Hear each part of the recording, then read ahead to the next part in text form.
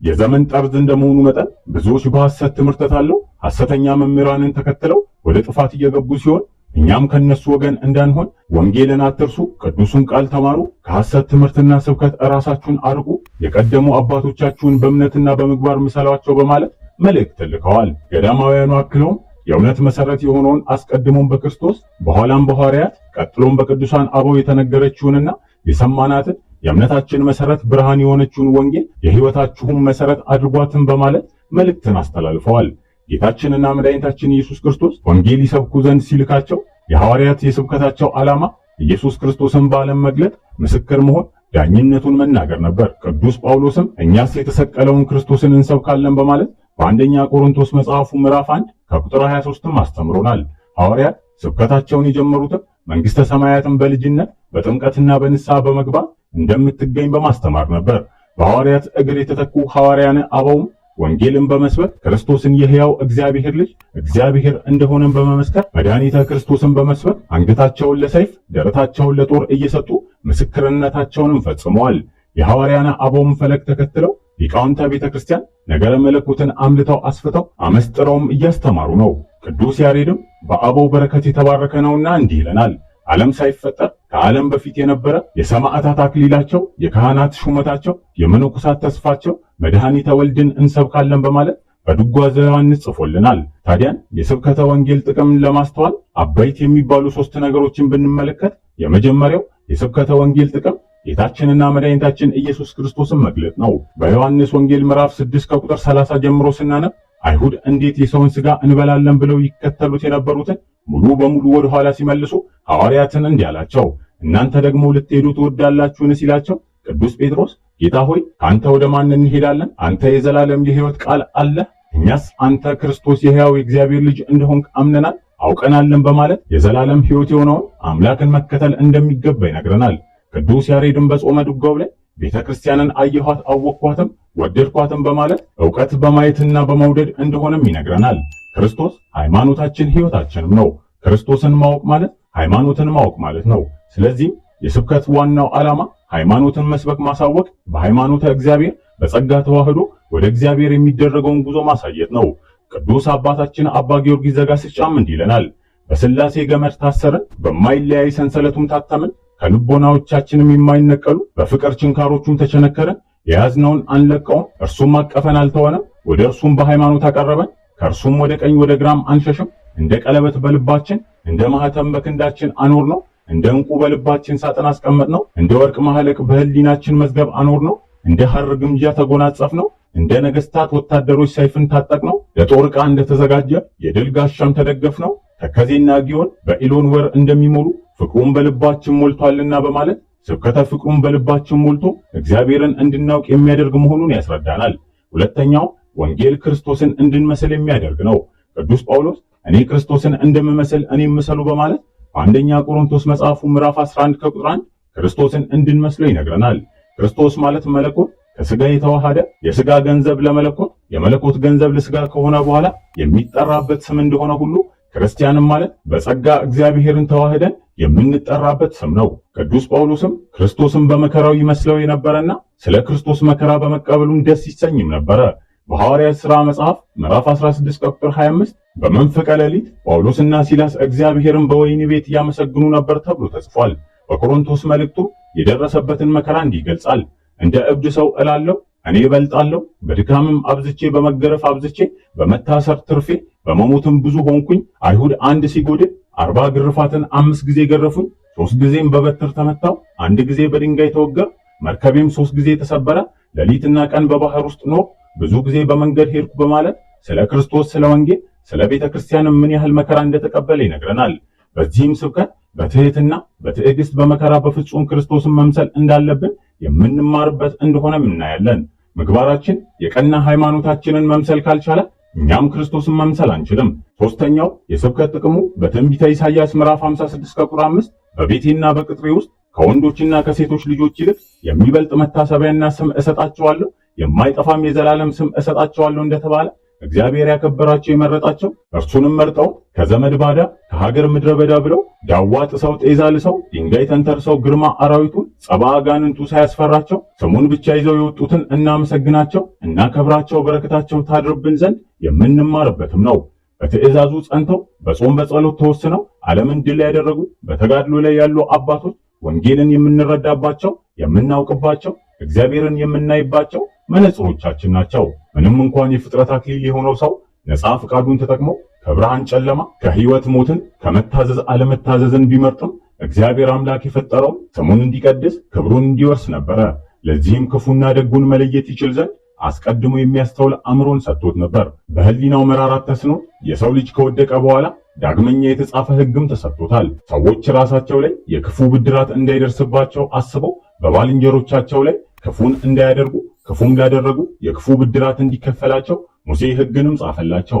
ክፉ የሚያደርጉ ሁሉ ቅጣት ነበረባቸው። ሕይወት በሕይወት፣ ዓይን በዓይን፣ ጥርስ በጥርስ፣ እጅ በእጅ፣ እግር በእግር፣ መቃጠል በመቃጠል፣ ቁስል በቁስል፣ ግርፋት በግርፋት ይከፈል በማለት በዘጸአት መጽሐፍ ምዕራፍ 21 ከቁጥር 24 ጽፎላቸዋል። ሙሴ ለእስራኤል ሲናገር ሰውን ባልንጀራውን ቢጎዳ እርሱም እንዳደረገ እንዲሁ ይደረግበት፣ ስብራት በስብራት ፋንታ፣ ዓይን በዓይን ፋንታ፣ ጥርስም በጥርስ ፋንታ ሰውን እንደጎዳ እንዲሁ ይደረግበት፣ እንስሳውንም የሚገድል ካሳ ይተካ፣ ሰውንም የሚገድል ይገደል በማለት ሕግን አስተምሯል።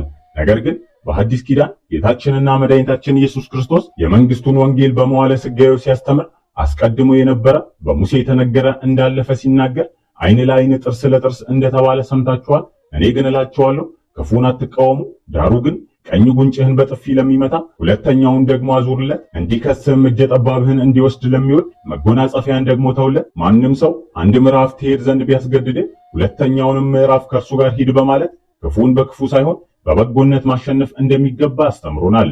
ክፉን በክፉ መመለስ ምን ያስከትላል ብንል ክፉን በክፉ መቃወም ሰዎችን የበለጠ እልህኛ ያደርግ ይሆናል እንጂ ክፉ አድራጊዎችን ከክፋት ለመመለስ አይችልም። ክፉን በክፉ መመለስ ሰዎችን በመካከላቸው ያለውን ግንኙነት ማቋረጥ፣ ከዚያም ባለፈ ትልቁን ተቋም ቤተሰብን እስከ ማፍረስ፣ ልጆችን እስከ መበተንም ያደርሳቸዋል። ክፉን በክፉ መመለስ ለጊዜው የአሸናፊነት ስሜትን በመፍጠር ደስ የሚያሰኝ ቢመስልም ፍጻሜው ግን ጸጸት ነው። አንዳንዶች ደረሰብኝ ለሚሉት ክፉ ነገር በክፉ መልሰው ከጸጸት ለመሸሽ ሲሉ አደንዛዥ ዕፅና መጠጥን መደበቂያ የሚያደርጉትም ለዚህ ነው። እንደ ሀገርም ከገባንበት የፖለቲካ አዙሪት መውጣት የተሳነን ክፉን በክፉ የመመለስ ደዌ ስለተጸናወተን ነው። ይህም ደግሞ እንደ ሀገር ፖለቲካዊ፣ ማህበራዊና ኢኮኖሚያዊ መረጋጋትን አሳጥቶ ሁለንተናዊ ቀውስ ውስጥም እየከተተን ይገኛል። አንዳንድ የፖለቲካ ግለሰቦችና ቡድኖች ችግር ደርሶብናል፣ ቆመንለታል በሚሉ ማህበረሰብ ላይ ደረሰ ለሚሉት ክፉ ነገር አማራጭ መፍትሄ አድርገው የሚያስቡትም ክፉን በክፉ መመለስ ነው። እውነታው ግን ክፉን በክፉ መመለስ ለተጠቃው አካል ምንም አለመጨመሩ ነው። ይህንንም ለመረዳት የተለየ ዕውቀትም አይጠይቅም። ሰው መሆን ብቻ በቂ ነው። ክርስቲያን መሆን ደግሞ ተጨማሪ ኃላፊነት ነው። ታዲያን አሁን ላይ የደረሰብንን ክፉ ነገር በክፉ እንዳንመልስ የወንጌል ሕግ ግድ ይለናል። በሮሜ መጽሐፍ ምዕራፍ 12 ቁጥር 19 ራሳችሁን አትበቀሉ፣ ለቁጣ ፋንታ ስጡ እንጂ በቀል የኔ ነው፣ እኔ ብድራቱን እመልሳለሁ ይላል ጌታ ተብሎ ተጽፏል። ክፉን በመልካም መመለስ ለጠላት ጊዜያዊ ድል ሊያስገኝ ይችላል። አሁን ላይ መንግስትና አንዳንድ ጸረ ቤተክርስቲያንና ጸረ ሀገር አስተሳሰብ ያላቸው አካላት ላይም ይህንን በስፋት እያስተዋልን ነው። እርግጥ ቤተክርስቲያን በየዘመናቱ አንጻራዊ ሰላም አግኝታ ይሆናል እንጂ ከክፉ ፍላጻ እረፍትን ያገኘችበት ዘመን አለ ማለት ይቸግራል። በተለይም አሁን ባለንበት ዘመን የክፉዎች ጥቃት ተቋማዊ ሆኖ አብያተ ክርስቲያናትን ማቃጠል፣ የምዕመናንን ደም ማፍሰስ፣ ማሳደድ በስፋት እየተመለከትንም ነው። ምንም እንኳን ቤተክርስቲያን በልጆቿ መስዋዕትነት ሀገርን አጽንታ ብትቆይም መብቷን በድርድር በችሮታ እንድትቀበል ለማድረግ የሚደረጉ እንቅስቃሴዎችም ቢሆኑ አመርቂ ውጤትን እያስመዘገቡ አይደለም። አሁን ላይ መንግስትን ጨምሮ ብዙዎች ተባብረው ቀድሞ የነበረውን ስውር ጦር በግልጽ በቤተክርስቲያን ላይ መወርወር ጀምረዋል። ሁላችንም እንደምናውቀው ቤተክርስቲያን በበዓላት በአደባባይ የምታከብራቸው ቦታዎች ላይም የይገባኛል ጥያቄ ማንሳት፣ በበዓላት ላይ እንዲህ አይነት ቀለም ለበሳችሁ በማለት ምዕመናንን ማንገላታት፣ ማስቆጣት፣ ምክንያት እየፈለጉ በኦርቶዶክሳዊ ማንነትን ማሸማቀቅ፣ መደብደብ፣ ማቁሰልና መግደል የተለመደ እየሆነ መጥቷል። ይህ ሁሉ ጠላት ለጊዜው ድል ያገኘ እንዲመስለውም ያደርግ ይሆናል እንጂ ፍጻሜው ግን ጥፋትና ውድቀት ነው። ምሳሌ መጽሐፍ ምዕራፍ 11 ከቁጥር 5 የፍጹም ሰው ጽድቁ መንገዱን ያቀናለታል፣ ኃጥእ ግን በኃጢአቱ ይወድቃል እንዲህ ለጊዜውም ከፍ ከፍ ብሎ መታየቱ የውድቀት መጀመሪያ እንደሆነ ልንረዳ ያስፈልጋል። ቅዱስ ዳዊት ኃጥእ ከፍ ከፍ ብሎ እንደ ሊባኖስ ዝግባ ለምልሞም አየሁት፣ ብመለስ ግን አጣሁት፣ ፈለግኩትም ቦታውንም አላገኘውም እንዲህ በሀገርና በቅድስት ቤተክርስቲያናችን ላይ ግፍን የሚፈጽሙ ሁሉ ስም አጠራራቸው ከምድር ይጠፋል። እርግጥ ባለንበት ዘመን አብያተ ክርስቲያናት እንደ ጧፍ ሲነዱ፣ ነዋየ ቅድሳታት እንደ ደረቅ እንጨት ሲማገዱ፣ አገልጋይ ካህናት ምዕመናን እንደ መጻተኛ ሲሳደዱ ይባስ ብሎም እንደ በግ ሲታረዱ ደማቸው ክረምት ከበጋ እንደማይደርቅ ጅረት ሲፈስ እየተመለከተ የቤት ቅናት በላኝ እንዲል ቅዱስ ቃሉ ስለ እምነቱ የማይቀና ኦርቶዶክሳዊ አለ ማለት አይቻልም። ነገር ግን ቅናታችን እንደ ቅዱስ ጴጥሮስ ሊሆን አይገባም። ሐዋርያው ቅዱስ ጴጥሮስ ክፉን በክፉ በመለሰ ጊዜ ጌታችንና መድኃኒታችን ኢየሱስ ክርስቶስ ገስጾታል። ስምዖን ጴጥሮስም ሰይፍ ስለነበረው መዘዘው፣ የማልኮስን ቀኝ ጆሮን ቆረጠ። ኢየሱስም ጴጥሮስን ሰይፍህን ወደ ሰገባው ክተት አለው። ታዲያን እኛ ክፉን መታገስ ስሜታችንን የሚፈታተን ቢሆንም ራሳችንን ገዝተን ክፉን በመልካም በመመለስ ክፉን ማሸነፍ ይገባናል እንጂ ክፉን በክፉ በመመለስ በክፉ መሸነፍ እንደማይገባን በቅዱስ ጴጥሮስ ታሪክ እንማራለን። እንደ ሰውኛ ስናስብ ክፉን በመልካም መመለስ ከባድ ሊሆን ይችላል። ነገር ግን እኛ ፈቃደኝነቱ ካለን እግዚአብሔር ኃይል ብርታት ሆኖን ያስችለናል። ሐዋርያው ቅዱስ ጳውሎስ በፊልጵስዩስ መልእክቱ ምዕራፍ 4 ቁጥር 13 ኃይልን በሚሰጠኝ በክርስቶስ ሁሉን እችላለሁ በማለት ተናግሯል። እንደ ክርስቲያን ስናስብ ፍርዱን አምላክ ስለሚሰጥ ክፉን በመልካም መመለስ በጠላት ላይ ድልን ያስገኛል። ታዲያን ከሰዎች ጋር በሚኖረን ማንኛውም ግንኙነት የሚያጋጥሙንን ክፉ ሐሳቦች፣ ክፉ ንግግሮችና ክፉ ድርጊቶችን በበጎ በመመለስ ክፉ ሐሳቢዎችን፣ ክፉ ተናጋሪዎችንና ክፉ አድራጊዎችን ማስተማርና ወደ መልካም መንገድ መመለስ ከክርስቲያኖችም ይጠበቃል። ምክንያቱም እናንተ የምድር ጨው ናችሁ ተብለናልና። ክፉዎች የሰለጠኑበት አልጫው ዓለም የሚጣፍጠው እኛ ጨው ሆነን ስንገኝ እንደሆነ ልንረዳ ይገባል። እንዲሁም ክፋት የበረታበት ጨለማው ዓለም በብርሃን የሚመላለሰው በእኛ በክርስቲያኖች ብርሃንነት ነው። እናንተ የዓለም ብርሃን ናችሁ ተብለናል። ስለዚህም ክፉን በመልካም በመመለስ ለአልጫው ዓለም ጨው፣ ለጨለማው ዓለም ብርሃን መሆን የኛ ድርሻ ነው። ሰዎች የቱንም ያህል ለክፋት ቢሰለጥኑ እግዚአብሔር ሕሊናን የሚያህል ዳኛ ሰጥቶናልና የጊዜ ሁኔታ ጉዳይ ይሆናል እንጂ መመለሳቸውም አይቀርም። ክፉ አድራጊዎች ላይ እንኳን ብድርም መመለስ ይቅርና መጥላት እንደማይገባን ሲያስተምር ጌታችንና መድኃኒታችን ኢየሱስ ክርስቶስ እንዲህ ብሏል። ባልንጀራህን ውደድ፣ ጠላትህን ጥላ እንደተባለ ሰምታችኋል። እኔ ግን እላችኋለሁ በሰማይ ላለ አባታችሁ ልጆች ትሆኑ ዘንድ ጠላቶቻችሁን ውደዱ፣ የሚረግማችሁን መርቁ፣ ለሚጠላችሁም መልካም አድርጉ፣ ስለሚያሳድዷችሁም ጸልዩ። እርሱ በክፉዎችና በበጎ ላይ ፀሐይን ያወጣል፣ በጻድቃንና በኃጢአተኞች ላይም ዝናብን ያዘንባልና። የሚወዳችሁን ብትወዱ ምን ዋጋ አላችሁ? ቀራጮችስ ያንኑ ያደርጉ የለምን ብሎናል። ክርስቲያኖች ሰዎች በጠላትነት ተነስተውባቸው ሲረግሟቸውና ሲያሳድዷቸው ጣዕመ መንግስተ ሰማያትን ምረረ ገሃነምን ባያውቁ ባታውቅም ነው ብለው መታገስ እንደሚገባ የሚወዱንም ብቻም ሳይሆን የማይወዱንም በመውደድ ለማያምኑ ሃይማኖታችንን በተግባር በመግለጥ የድህነት ምክንያት መሆን ከኛ ከክርስቲያኖችም ይጠበቃል። ክፉን በመልካም ማሸነፍ ማለት ክፉ ግብር ይዘው የነበሩ ሰዎችን መልካም ግብር እንዲይዙ ማድረግ ነው። ከናንተ እያንዳንዱ ወንድሙን ከልቡ ይቅር ካላለ እንዲሁ ደግሞ የሰማዩ አባቴ ያደርግባቸዋል እንዲህ ክርስቶስ በወንጌሉ አዲስ ሕግን አዲስ ትእዛዝን ሆናናለች።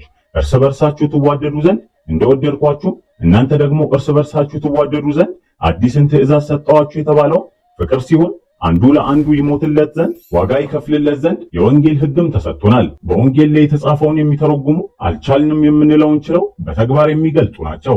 ጌታችን በወንጌሉ እውነት እውነት እላችኋለሁ በእኔ የሚያምን እኔ የማደርገውን ሥራ ሁሉ እሱ ያደርጋል ከዚህም የሚበልጥ ያደርጋል በማለት በዮሐንስ ወንጌል ምዕራፍ 14 ቁጥር 13 ተናግሯል። እርሱ እንደተሰደደ የሚሰደዱ፣ እንደተራበ የሚራቡ፣ እንዳስተማረ የሚያስተምሩ፣ እንደተገረፈ እንደተሰቀለም የሚገረፉ የሚሰቀሉ፣ ድውይ እንደፈወሰ ድውይ የሚፈውሱ፣ ለምጽን የሚያነጹ የሰማይ አባታችን ፍጹም እንደሆነ ፍጹማን የሆኑ እንዲህ በቅድስናና በንጽህና የሚኖሩትን እናውቃቸውና አሰረ ፍኖታቸውን እንከተል ዘንድ ስብከት ይጠቅመናል።